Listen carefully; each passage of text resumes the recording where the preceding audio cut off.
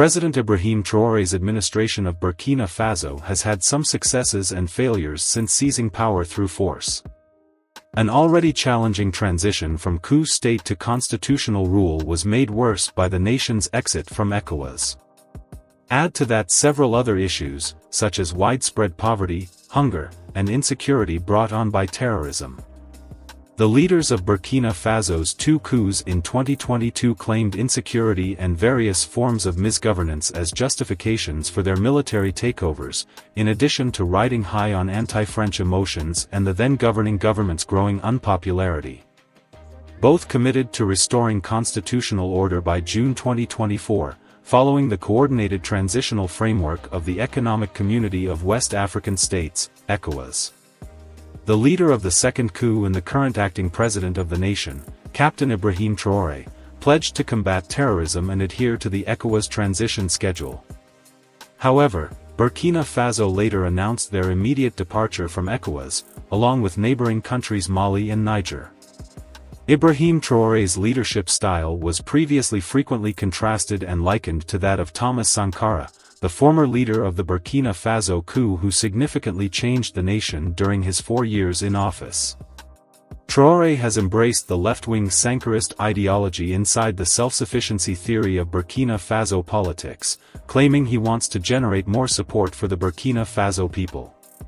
However, let's examine what Ibrahim Traoré has accomplished and has not accomplished thus far in his 2 years of reign in power. Fighting terrorism. Four primary goals were outlined in the revised October 14, 2022, transitional roadmap following the October coup in Burkina Faso. Combating terrorism and re-establishing the nation's territorial integrity were Traoré's top priorities. The government hired over 10,000 army and navy officials, reorganized the defense and security forces, and purchased new military hardware. The army and the public had conflicting opinions on the deployment of 90,000 volunteers for the defense of the homeland because they had doubts about their long-term prospects, training, and supervision, all of which could increase insecurity. The government also established the Patriotic Support Fund to encourage public participation in security initiatives.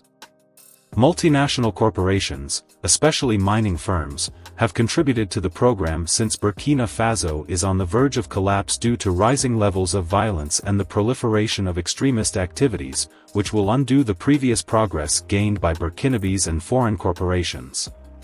Furthermore, as seen by the ECOWAS pullout, Burkina Faso's military and political collaboration with Mali and Niger has grown, albeit at the expense of deeper regional and occasionally even global relations. To fight terrorism and advance economic cooperation, these three nations established the Alliance of Sahel States in September last year. Additionally, the alliance provides them political protection and backing, as pressure from ECOWAS and other regional organizations pressures them to adhere to their transition deadlines. However, despite these efforts, security in Burkina Faso has worsened, as is the case with every newly constituted nation, particularly one in a volatile region like the Sahel Belt. The African Center for Strategic Studies reports that over the 18 months before the coup in January 2022, the number of deaths from militant Islamist violence has climbed by 46%, and the number of deaths has nearly tripled. Burkina Faso is on the verge of collapse due to this tendency and the growth of extremist activity surrounding Ouagadougou, yet the nation is still moving forward under Ibrahim Traoré's capable leadership. Traoré's second duty was to address the humanitarian situation facing the country. With over 36,000 refugees and almost 2 million internally displaced individuals, Burkina Faso requires approximately $877 million to offer essential assistance, housing, healthcare, and support. However, because of severe international sanctions imposed by Western nations and ECOWAS, there is still a financing deficit, which has disastrous effects on poor individuals. Governance. Targeting political patronage and clientele in the public sector, the junta has enacted significant new legislation to achieve the third goal of reconstructing the state and enhancing governance. The former Minister of Transportation, Vincent de Bilgu, and 4 others sentenced to 11 years in prison for embezzlement and money laundering were apprehended due to anti-corruption activities.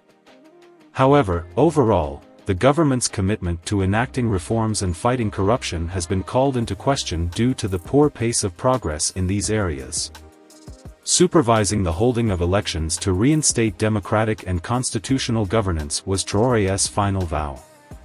With roughly 5 months till the completion of the changeover, there's a lack of urgency on this score. In an interview with State TV in September of last year, Traoré stated that combating insecurity and defending the country came first, not elections.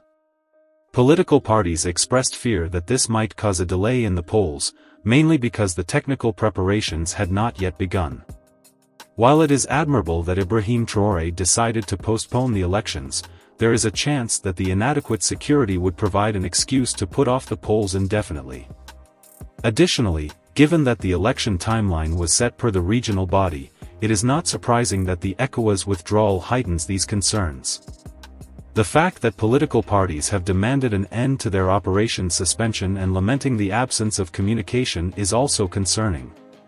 Several civil society representatives who questioned the government's security decisions were coerced into joining the Volunteers for the Defense of the Homeland after they opposed the harsh use of the April 2023 General Mobilization Act.